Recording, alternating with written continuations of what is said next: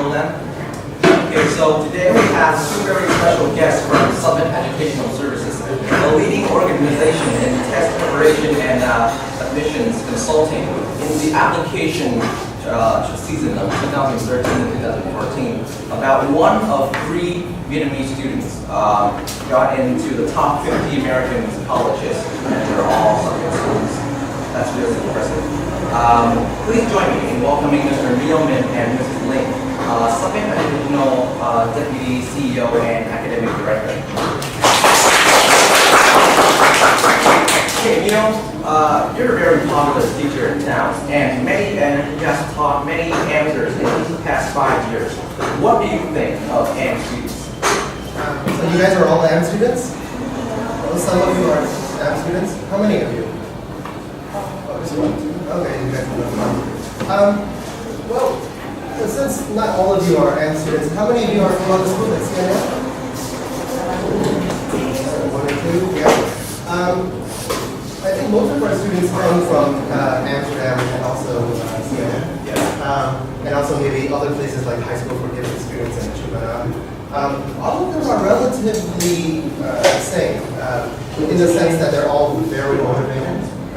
They've been taught at a very young age to be extremely diligent. And I think that's one of the main factors that account for a lot of success. Why are the AM students performing so well in TOEFL, SAT, and gaining admissions to many prestigious colleges? Well, the first thing is, like I said, the diligence. Yeah. That's kind of the minimum that kids have. It's the main trait that's common to all of them. Yeah, sure. And I think the most successful ones are the ones who are able to combine that diligence with a clear sense of what they want out of the application process, and also kind of what they want out of their education. So beyond diligence, there's also self-awareness. Ling, you were one of the first amateurs to study in the U.S. with full scholarship back in 2002. You are now coaching many amateurs and students across the country to apply to American colleges. It is getting more and more competitive, right? It's getting more and more difficult. And how early do you think that people should start preparing for their college application process? Definitely the future is getting a lot harder and it's very competitive.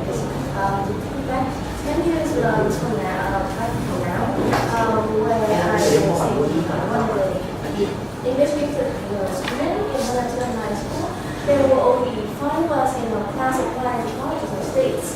But I have been coaching answers and CNNers for the past 4 or 5 years, and every year more than half the classes are applying. And I think recently, every year we have around 500 police from Amsterdam applying to colleges, including many other students. Not to say many other students from different parts of the country. So definitely, and they are preparing a lot earlier. So a lot of students started studying SAT and TOEFL since the 10th grade, and getting quite far ahead compared to other friends. So yeah. So you just start really early.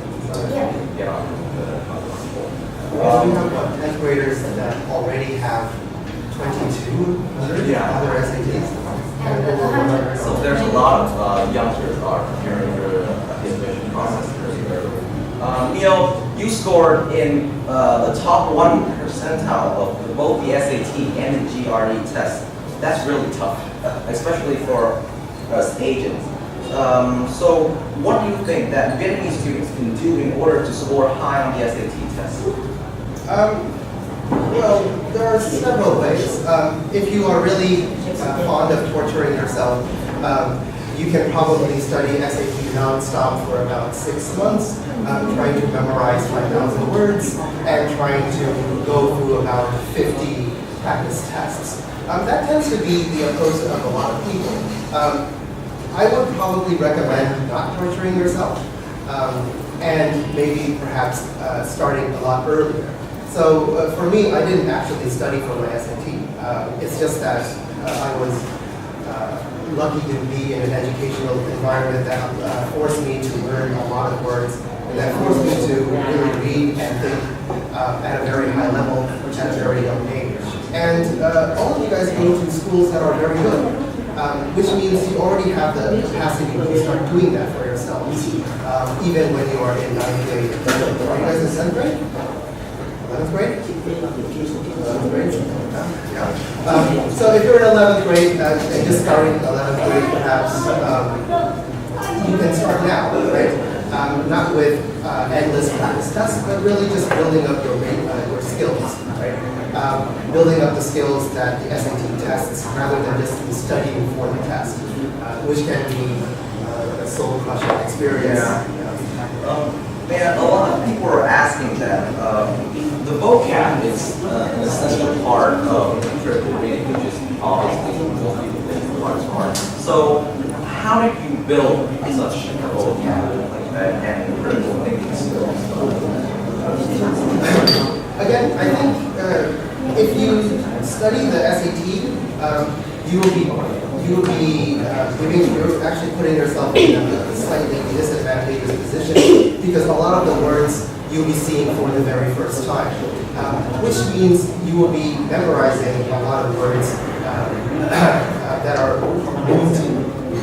If you start early, however, and just read a lot and read books that actually interest you and try to stay attentive as you are reading, then you will already have come across these words when you started reviewing for the SAT. So, which means that instead of studying 5,000 words all at once, you are basically reviewing and getting reacquainted with maybe 3,000 words so that all you have left is 3,000, right? Which sounds a little bit better, no? Read so that you absorb the word instead of not just trying to study a list of words. Exactly, right? And so if you do that, right? So for example, if you start reading some novels, perhaps like I like H.G. Wells. You guys know him? He wrote Time Machine. Anyway, War of the Worlds. Never mind.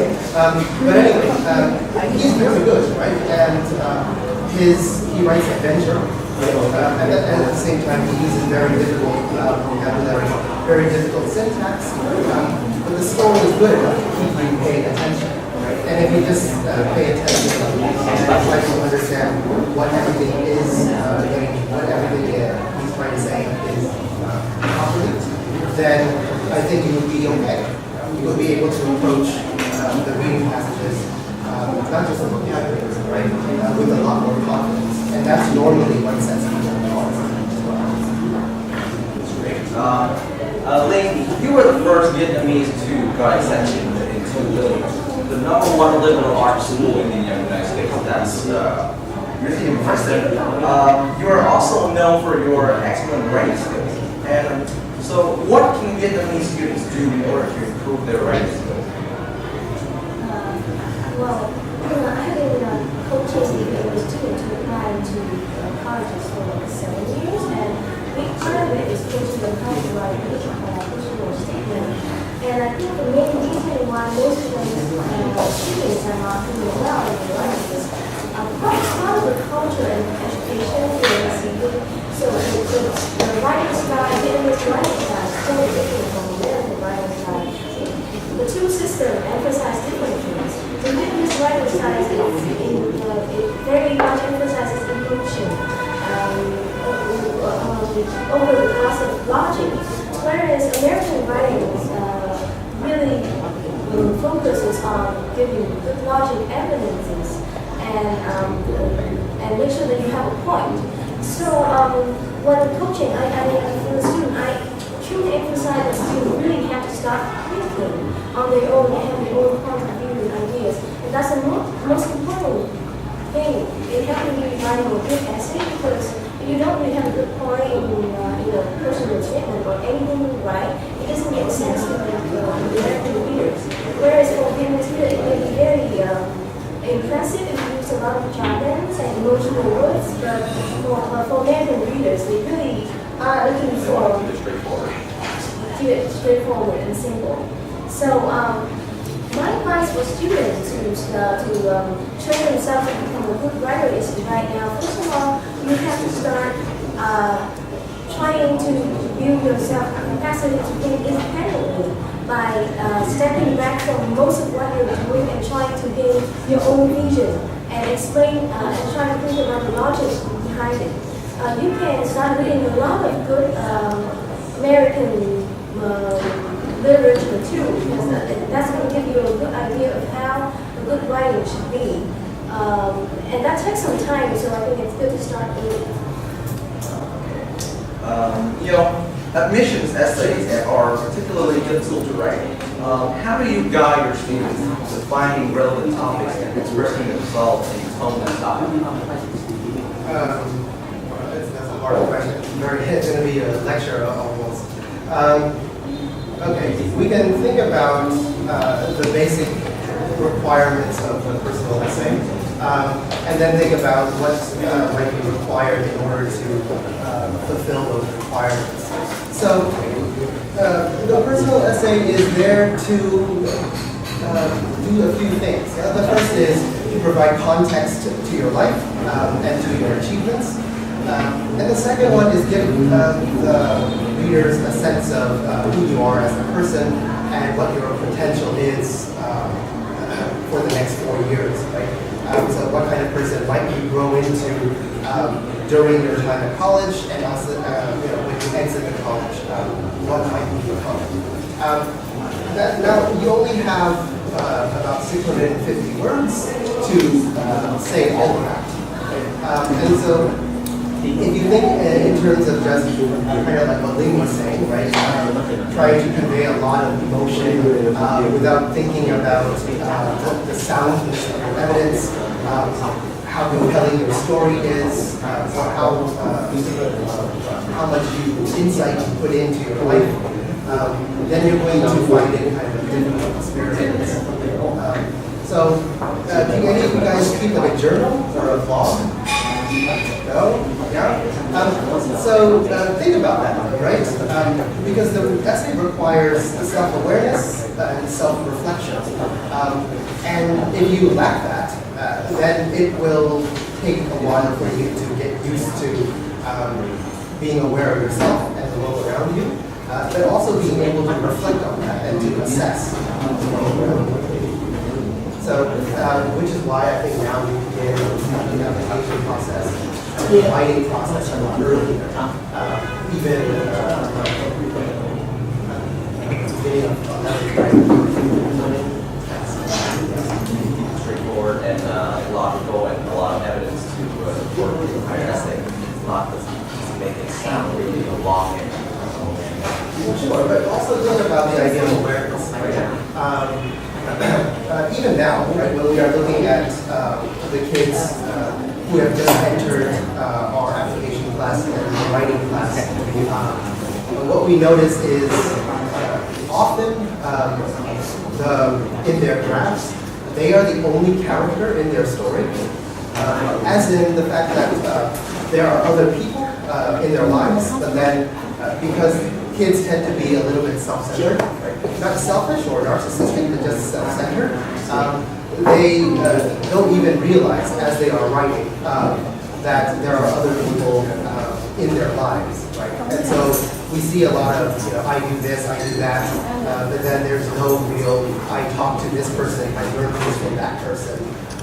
This person said something that made me think a lot, or any of that. So again, it's really about self-awareness and reflection on what you have experienced. It is said that American admission officers look for students who are not only smart but are also interesting. So, what should Vietnamese students from a gifted program tend to study a lot and they don't have time to make themselves interesting. So, to pursue their hobbies and passions to become interesting, do you have any advice for students in terms of profile building and making themselves stronger afterwards? Actually, not only Vietnamese students, a lot of Asian students have a way of studying a lot and not putting enough time on self-reflection or other activities to make themselves interesting.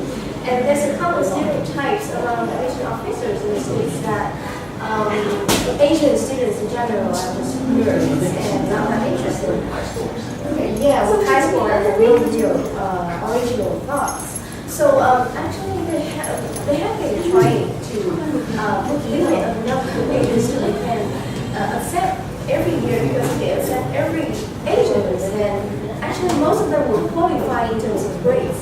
So it's very important that you have to put yourself to be interested in Asian. As a Vietnamese student, there's a stereotype that you have very high SAT, GPA scores. And even now there's a stereotype in terms of your CV that each of you will have a little bit of leadership, a little bit of music, a little bit of dancing and stuff. So how do you set yourself apart from others and break those prejudices against Asian students in general, Vietnamese students in particular? So from that, I think again it comes back to what Mia was saying about self-reflection and really getting to asking yourself what you're really interested in and following it very persistently. Because if you're doing what everyone else are doing, then you're going to look all the same on the resume, on your profile. Every year I read like, I think, thousands of profiles, student profile, and you are doing something similar like GHA or Tech or Math, or if you are from CNN, you're going to be doing something like 10 plus. Well, I'm not saying that you should not be doing it, but if you really want to make a difference, you should think about what you're really interested in and not hesitant to start it. So actually, Summit has been doing some activity to encourage this. We have recently hosted a contest called Young Community Leader, where we encourage all the high school students to create their own projects of their interest. And we were the fun part of it. So there has been 33 groups attending the contest, and we picked 2. But I think this is going to be the contest we will be doing for about many years going on. And I think you should take part in a contest like this to have experience and really start your own project to set yourself up. Aside from that, I think you should think beyond just community services and common activities are doing in school. You should try to look for things like, not necessarily, you might look for things like jobs or internships with big organizations and things like that. But still, it all comes down to trying to think what type of person you are and what kind of thing you want to do. For example, if you are an introverted person, you don't have to try to become a leader or leadership or anything, but you may want to start some kind of self-research or some writing of your own. That could be very distinctive too if you can have some accomplishment in it. You really need the time to try to think about other aspects of society that you want to impact on aside from things like very common now, like environment or charity. Yeah. So, So it takes some time for you. Your admission office are not looking for another 38 with really high scores and all over activities all over the place. They're looking for somebody who has really good insight of themselves and show their own personal selves on the paper. I think that's it. Thank you so much for your insights, Mia and Elaine. I'm sure the audience will have many questions